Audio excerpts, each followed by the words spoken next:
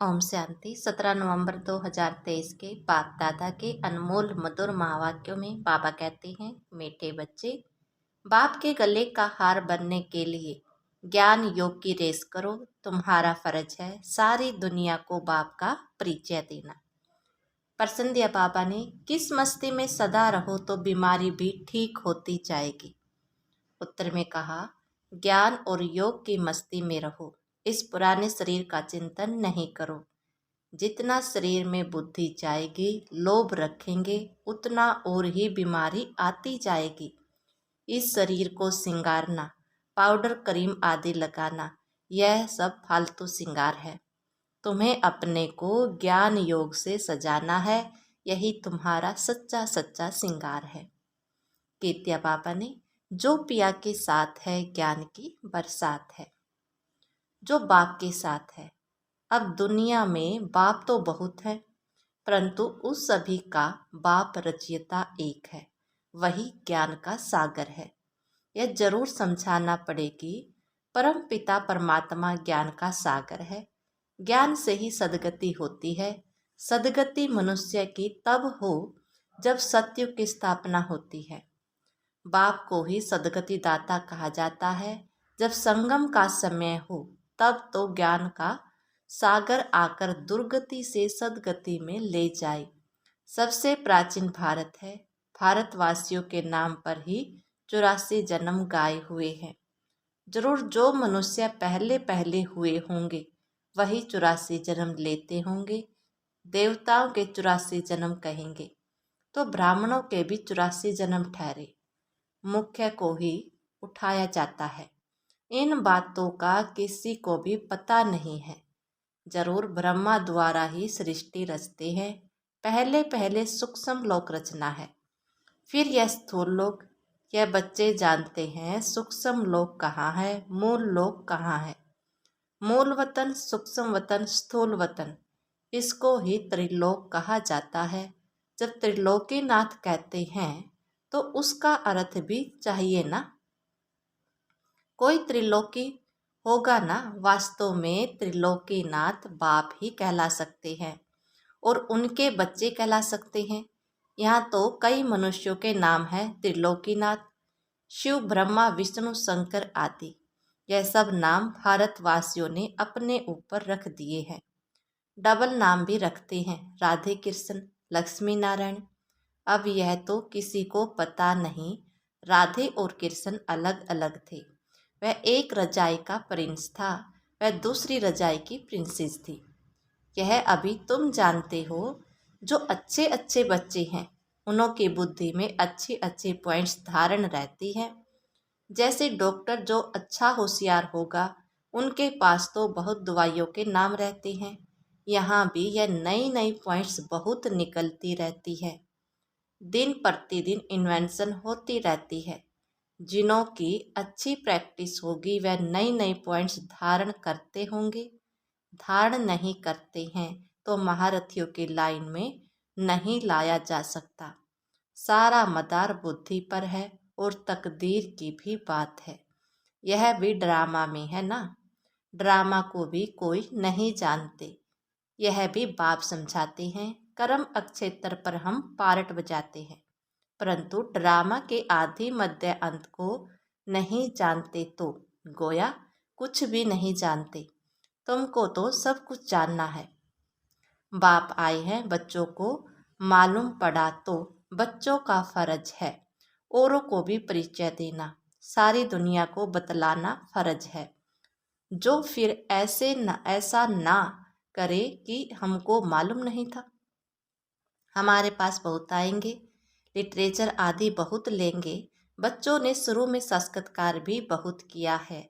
यह क्राइस्ट इब्राहिम भारत में आते हैं, बरोबर भारत सबको खींचता रहता है। असल तो भारत ही बेहद के बाप का बर्थ प्लेस है ना। परंतु वे लोग इतना कुछ जानते नहीं कि यह भारत भगवान का बर्थ प्लेस है। भले कहते भी हैं शिव परमात्मा, परंतु फिर सबको परमात्मा कह देने से बेहद के बाप का महत्व गुम कर दिया है। अभी तुम बच्चे जानते हो भारत खंड सबसे बड़े ते बड़ा तीर्थ स्थान है। बाकी और सब जो भी पैगंबर आदि आते हैं वह आते ही हैं अपना अपना धर्म स्थापन करने। उनके पिछाड़ी फिर सब धर्मों वालों आते जाते हैं। अभी है अंत, कोशिश करते हैं वापिस जाए, परंतु तुमको यहाँ लाया किसने? क्राइस्ट ने आकर क्रिश्चियन धर्म स्थापन किया, उसने तुमको खींच कर ली। अभी सब तंग हुए हैं वास्तव में जाने के लिए। यह तुमको समझाना है, सब आते हैं अपना अपना पार्ट बजाने। पार्ट बजाते बजाते दुख में आना ही है, फिर उस दुख से छुड़ाकर सुख में ले जाना बाप का ही काम है। बाप का यह बर्थ प्लेस भारत है। इतना महत्व तुम बच्चों में भी सभी नहीं जानते हैं, थोड़े हैं जो समझते हैं और नशा चढ़ा हुआ है। कलब कलब बाप भारत में ही आते हैं, यह सबको बताना है, निमंत्रण देना है। पहले तो यह सर्विस करनी पड़े, लिटरेचर तैयार करना पड़े, निमंत्रण तो सबको देना है ना।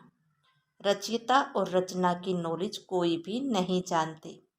सर्विस एबल बनकर अपना नाम बाला करना है। जो तीखे बच्चे हैं, जिनकी बुद्धि में बहुत पॉइंट्स हैं, उनकी मदद सब मांगते हैं, उनके नाम ही जपते रहते हैं।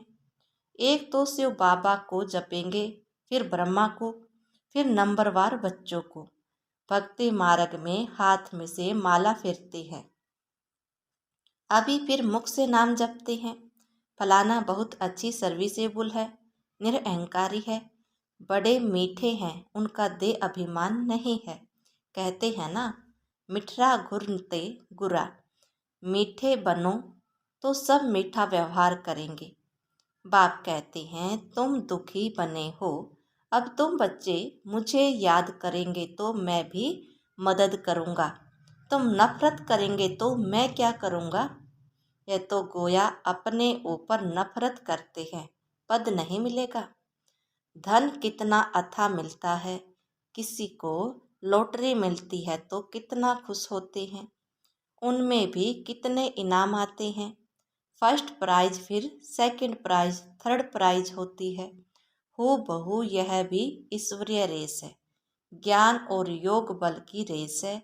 जो इनमें तीखे जाते हैं वही गले का हार बनेंगे और तख्त पर नज़दीक बैठेंगे। समझाया तो बहुत सहज आ जाता है, अपने घर को भी संभालो, क्योंकि तुम कर्म योगी हो। क्लास में 1 घंटा पढ़ना है, फिर घर में जाकर उस पर विचार करना। स्कूल में भी ऐसे करते हैं ना, पढ़कर फिर घर में जाकर होमवर्क करते हैं। बाप कहते हैं 1 घड़ी आधी घड़ी, दिन में 8 घड़ियाँ होती हैं। उनमें भी बाप कहते हैं 1 घड़ी अच्छा, आधा घड़ी, 10-15 मिनट भी क्लास अटेंड कर, धारण कर, फिर अपने धंधे धोरी में जाकर लगो। आगे बाबा तुमको बिठाते भी थे कि याद में बैठो, सब दर्शन चक्कर फिराओ। याद का नाम तो था ना। बाप और वर्षे को याद करते करते सब दर्शन चक्कर फिराते फिराते जब देखो नींद आती है तो सो जाओ, फिर अंतमति सो गति हो जाएगी। फिर सवेरे उठेंगे तो वही पॉइंट्स याद आती रहेंगी। ऐसे अभ्यास करते करते तुम नींद को जीतने वाले बन जाएंगे। जो करेगा सो पाएगा। करने वालों को देखने में आता है, उसकी चलन ही प्रत्यक्ष होती है ना। करने वाले की चलन ही और होती है। देखा जाता है यह बच्चे विचार सागर मंथन करते हैं, धारणा करते हैं, कोई लोभ आदि तो नहीं है। यह तो पुराना शरीर है। यह शरीर ठीक भी तब रहेगा जब ज्ञान और योग की धारणा होगी। धारणा नहीं होगी तो शरीर और ही सड़ता जाएगा। नया शरीर फिर भविष्य में मिलता है। आत्मा को प्योर बनाना है। यह तो पुराना शरीर है। इनको कितना भी पाउडर लिपस्टिक आदि लगाओ, श्रृंगार करो, तो भी ब्रत नॉट एंड पैनी। यह श्रृंगार सब फालतू है। अब तुम सबकी सगाई शिव बाबा से हुई है। जब शादी होती है तो उस दिन पुराने कपड़े पहनते हैं। अब इस शरीर का सिंगारना नहीं है। ज्ञान और योग से अपने को सजाएंगे तो फिर भविष्य में प्रिंस प्रिंसेस बनेंगे। यह है ज्ञान मान सरोवर। इसमें ज्ञान की डुबकी मारते रहो तो सरव की परी बनेंगे। प्रजा को तो परी नहीं कहेंगे, कहते भी हैं कृष्ण ने भगाया फिर महारानी पटरानी बनाया। ऐसे तो नहीं कहेंगे कि भगाकर फिर प्रजा में चंडाल आदि बनाया। भगाया ही महाराजा महारानी बनाने के लिए। तुमको भी यह पुरुषार्थ करना चाहिए। ऐसा नहीं जो पद मिले सो ठीक। यहाँ मुख्य है पढ़ाई। यह पाठशाला है ना। गीता पाठशाला बहुत खोलते हैं। वह बैठ सिर्फ गीता सुनाते हैं, कंठ कराते हैं। कोई एक श्लोक उठाकर फिर आधा पौना घंटा उस पर बोलते हैं। इससे फायदा तो कुछ भी नहीं है। यहाँ तो बाप बैठ पढ़ाते हैं। एम ऑब्जेक्ट क्लियर है। और कोई भी वेद शास्त्र जब तब आदि करने में कोई एम ऑब्जेक्ट नहीं है। बस पुरुषार्थ करते रहो। परंतु मिलेगा क्या? जब बहुत भक्ति करते हैं तब भगवान मिलते हैं। सो भी रात के बाद दिन जरूर आना है। समय पर होगा ना। कल्प की आयु कोई क्या बतलाते हैं, कोई क्या बतलाते हैं। समझाओ तो कहते हैं शास्त्र कैसे झूठे होंगे। भगवान थोड़े ही झूठ बोल सकता है। समझाने की सिर्फ ताकत चाहिए। तुम बच्चों में योग का बल चाहिए। योग बल से सब काम सहज हो जाते हैं। कोई काम नहीं कर सकते हैं तो गोया ताकत नहीं है, योग नहीं है। कहाँ कहाँ बाबा भी मदद करते हैं। ड्रामा में जो नूंद है वह रिपीट होता है, यह भी हम समझते हैं। और कोई ड्रामा को समझते ही नहीं। सेकंड बाय सेकंड जो पास होता जाता है, टिक टिक होता जाता है। हम श्रीमत पर एक्ट्स में आते हैं। श्रीमत पर नहीं चलेंगे तो श्रेष्ठ कैसे बनेंगे। सब एक जैसे बन नहीं सकते। यह लोग समझते हैं हम एक हो जाए। एक का अर्थ नहीं समझते। एक क्यों हो जाए? क्या एक फादर होना चाहिए? वो एक मदर हो जाना चाहिए। ब्रदर कहे तो ठीक है। श्रीमत पर बरोबर हम एक हो सकते हैं। तुम सब एक मत पर चलते हो। तुम्हारा बाप टीचर एक ही है। जो पूरा श्रीमत पर नहीं चलते तो वह श्रेष्ठ भी नहीं बनेंगे। एकदम नहीं चलेंगे तो खत्म हो जाएंगे। रेस में उनको ही चलाते हैं जो लायक होते हैं। जब कोई बड़ी रेस होती है तो घोड़े भी अच्छे फर्स्ट क्लास निकालते हैं, क्योंकि लॉटरी बड़ी रखते हैं। यह भी असव रेस है। हुसैन का घोड़ा कहते हो ना। उनको हुसैन का घोड़े पर लड़ाई में दिखाया है। अभी तुम बच्चे तो डबल अहिंसक हो। काम का हिंसा है नंबर 1। इस हिंसा को कोई जानते ही नहीं। सन्यासी भी ऐसे नहीं समझते हैं, सिर्फ कहते हैं यह विकार है। बाप कहते हैं काम महाशत्रु है। यही आधे मध्य अंतों को दुख देता है। तुमको यह सिद्ध कर बताना है कि हमारी प्रवृत्ति मार्ग का राजयोग है, तुम्हारा हठ योग है। तुम शंकराचार्य से हठ योग सीखते हो, हम शिवाचार्य से राजयोग सीखते हैं। ऐसी ऐसी बातें समय पर सुनाना चाहिए। कोई तुमसे पूछे कि देवताओं के 84 जन्म हैं, तो भले इन क्रिश्चियन आदि के कितने जन्म हैं? बोलो यह तो तुम हिसाब करो ना। 5000 वर्ष में 84 जन्म हुए। क्राइस्ट को 2000 वर्ष हुए। हिसाब करो एवरेज कितने जन्म हुए। 30-32 जन्म होंगे। यह तो क्लियर है। जो बहुत सुख देखते हैं वह दुख भी बहुत देखते हैं। उनको कम सुख कम दुख मिलता है। एवरेज का हिसाब निकालना है।